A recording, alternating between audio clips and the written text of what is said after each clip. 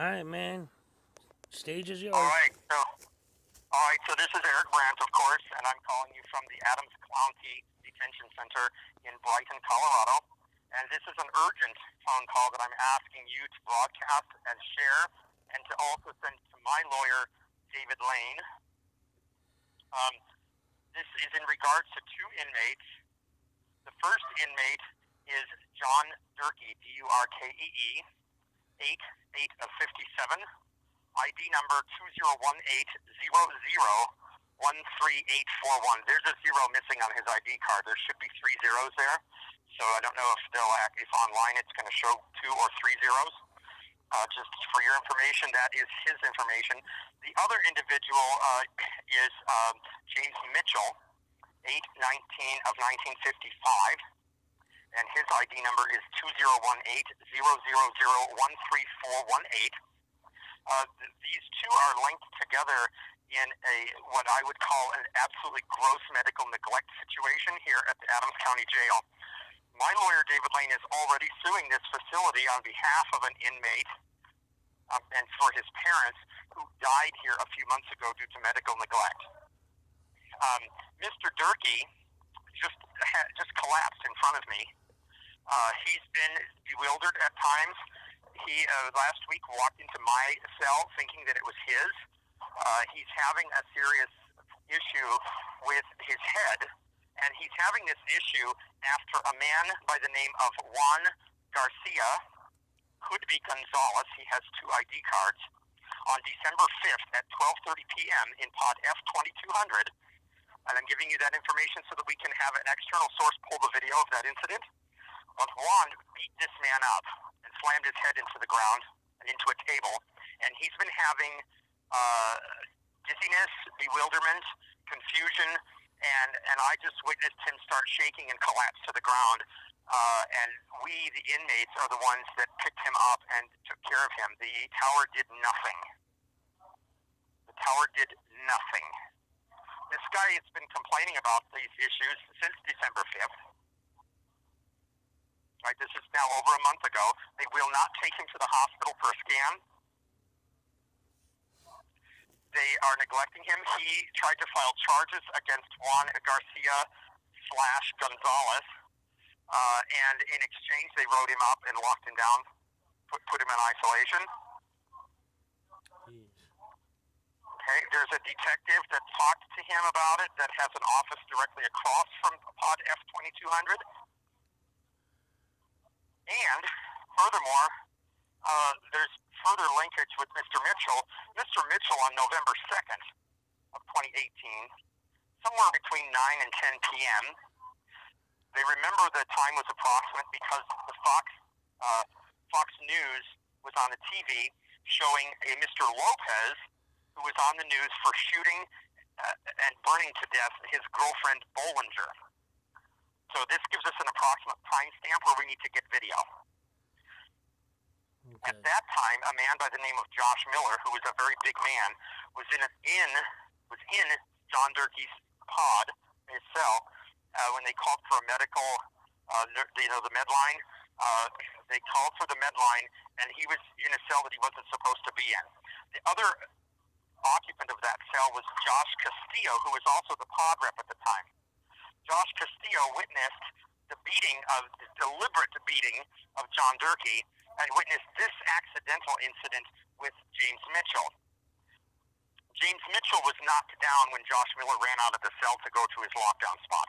Knocked him down. This is the guy you might have heard me talk about that had multiple fractures to his shoulder and to his legs and to his femur, that instead of treating him and following the physician's orders after his surgeries, where they installed significant hardware in his leg and shoulder, they put him on lockdown for a month. And they didn't give him any physical therapy at all. So we've got these two neglect situations going on right now. These men are both, in their 60s, and they're being utterly ignored on their medical issues. In the case of John Durkee, he tried to file charges against this Juan Garcia, maybe Juan Gonzalez. They wrote him up instead. In the case of Mr. Mitchell, that detective that has the office across from 2200 actually came to the hospital and interviewed him at the hospital and practically begged him to file charges against Josh Miller. Yeah. No, don't know nothing about that before. All right? I don't know anything about it. Don't talk about it. Please, do not talk about it. You know nothing about that case. I want this, and I'm with it. You've heard hearsay. So quit talking about it. I'm not going to quit talking about it. I'm going to do an investigation.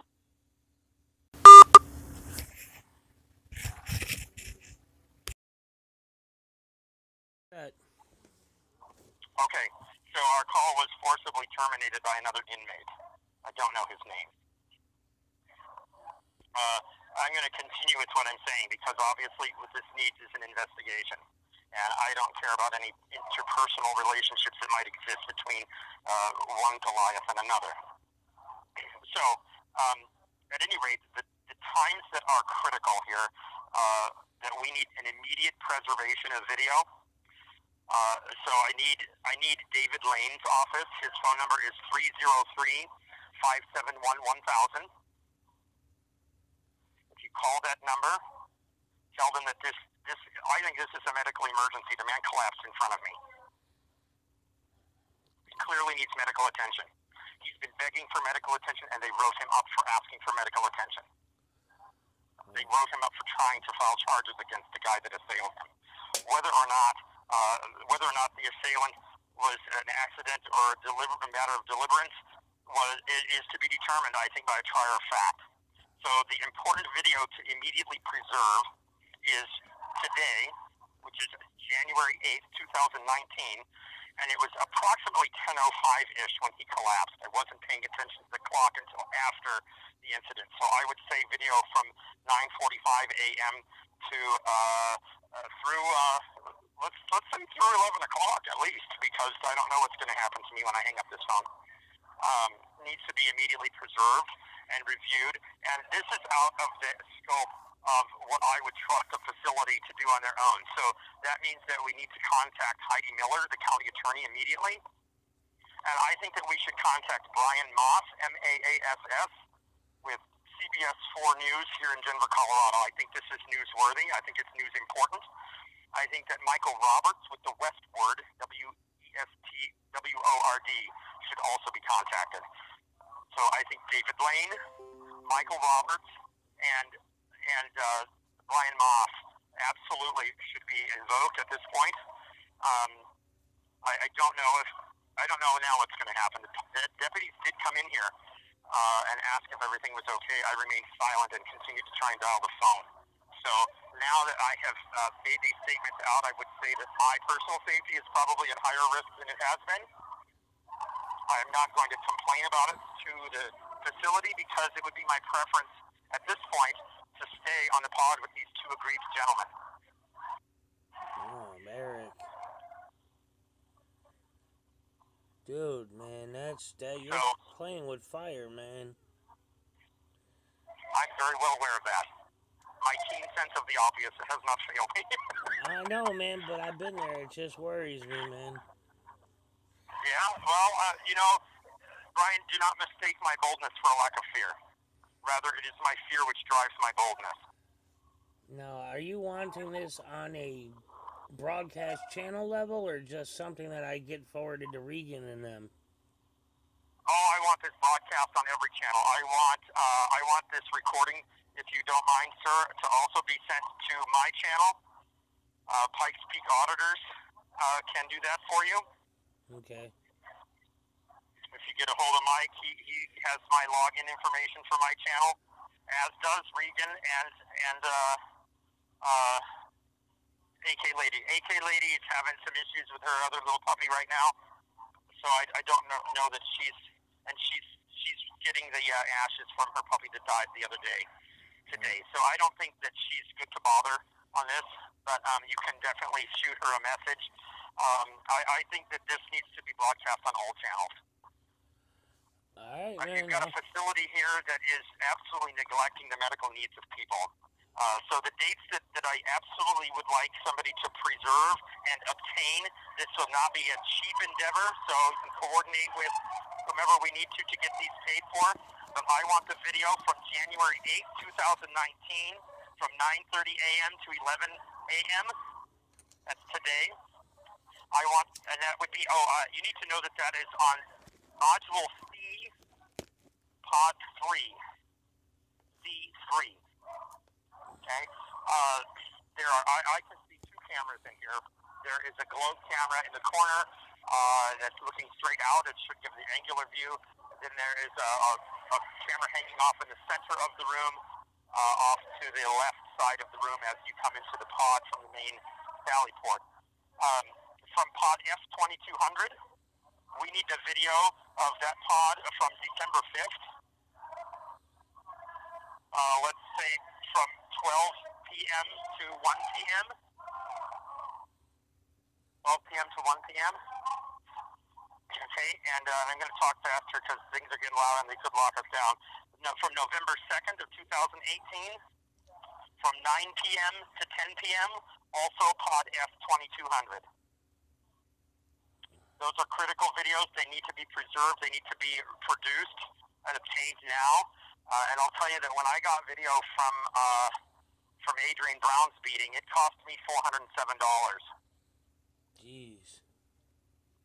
And it took me 12 weeks to get it. That's unacceptable. They need to produce it within 72 hours. So get this word out, of course, to everybody. Regan, tell Regan, of course she'll hear this, Regan needs to get a hold of Frank Sturgill. He's the expert on making sure that people are held accountable for producing records. As Frank Sturgill won't hesitate to sue the facility in 14 days pursuant to law if they don't produce it. The county attorney's name is Heidi Miller. She's a nice lady, so be nice to her. I think she should be called immediately. And I think that she should be emailed a copy of these calls. All right. So I appreciate you guys doing that. I will do a check-in tonight with folks, and the word will get around if I'm still able to get word out. So if you don't hear from me by 10 o'clock tonight, then either we've been locked down for the day, or I'm incapable of making a phone call. And I think that we should err on the side of caution and assume that I'm not able to make the phone call instead. And I think that the facility needs to be called and called and called until these men get the proper medical care that they deserve. All right, man. I'll do my part. Thank you very much, sir. All right. Well, you got a couple more minutes. You want to keep going with anything else? Sure. You got any questions? Well, how much? I'm going to tell you. Huh? I got something else. Okay. Yeah. I filed a grievance this morning at 7:30 in the morning. No, 8:30 in the morning. I filed a grievance because what they did is on the loudspeaker they announced Sanchez 47 comes to the Sally Port to see the detox nurse. That's a violation of that man's privacy. Obviously, a detox nurse is a medical concern, and he should have had the right for us not to know that he was seeing a detox nurse. So I filed a grievance on it. I'm letting you know that. Man, you are so I want to know the name of the tower operator that made that announcement. It was a male tower operator, and it was at approximately 8:30 this morning. And the inmate that was aggrieved is the gentleman apparently by the name of Sanchez, who is in cell 47. Man, you just... So that would be C347. That's a HIPAA violation. I don't think it's a violation to say report to the Sally Port. I don't think it's a violation to say to go to medical. But I do think it's a violation to describe the particular medical services a person is receiving. And thank God they're giving somebody medical services because neither Durkee nor Mitchell are getting them. Yeah. And I want to say something else. There's a gentleman on my pod who yesterday was denied a book that was ordered through Amazon. He was denied a Hindu text. They said it's not allowed. What? What the fuck is wrong with these people? A Hindu text, that's prayer. They have to. Uh-huh. Yeah. I believe it was titled, if I recall correctly, the title was the Yoga Sutra. Jeez. You want to look that up? See if there's any, like, escape plans or, other kind of threats to a facility that you might get out of the Yoga Sutra. I don't know, maybe he's going to transcend spiritually and go through the walls. I'm unsure. You tell you, man, you are a machine. You Well, just this is don't what I told stop. them 5 years ago. Y'all done fucked with the wrong bitch today. I'm just saying. You just, man, I just worry, man. You know, that guy cutting the last call off like he did. Obviously, somebody knows you're talking. Are you sure? I believe that the individual that I was speaking about, that he was speaking about, I believe that he's protected somehow. And you know what he said was valid. He told me that you need to stop talking about him because that's hearsay, and I saw it, I witnessed it. So that means that the big guy with glasses and a beard that's sitting playing cards behind me that walked up to me at this phone is a witness to the Juan Garcia Gonzalez beating of John Durkee. So that we now have a witness to identify. You're 100% positive you want this broadcast. I am 100% positive I want this broadcast, and I want it emailed to the news, and I want it emailed to the county attorney. All right, I just want to make sure I had the, I. All right, I'll do what I can. Make it very clear. Yeah, make it very clear that it is my desire at this point to remain on the pod where I can observe and witness the treatment of Mr. Durkee and Mr. Mitchell until I'm convinced that there's appropriate external oversight and intervention and that their needs are being taken care of. Because our duty is to take care of those who can't take care of themselves. And if they don't know how to take care of themselves, you've got a guy that gets confused and walks into other people's cells. This man can't follow the proper grievance process. He needs immediate intervention from a lawyer. He's not in. He's having difficulty thinking. He's having difficulty navigating his day, and he's just having difficulty standing. The guy collapsed and was shaking for 5 minutes. He didn't fake that. That's not fake. He's doing it right now. They're holding him up. He's collapsing right now. They're getting a chair for him. They're navigating him and escorting him into his cell. He's having difficulty walking. There are 2 people that are holding him up. They're bringing a chair to him. There's a 3rd person holding him up. They're taking him into his cell. His cell number is 43. Mr. Durkee is now inside his cell number 43. There are several inmates that are assisting him. I cannot see what's happening behind the cell doors. This is happening live right now. This is the second time this man has collapsed in the last hour. And the time is 12:53 This man needs Eastern. immediate medical care. I think that somebody should call dispatch. Somebody needs to call the Adams County Combined Communication Center, the Adams County Dispatch Center, and I think that they need to deploy an ambulance to this facility, and they need to take Mr. Durkee out of cell number C43, and they need to transport him to a hospital for a brain scan. This is now an emergency.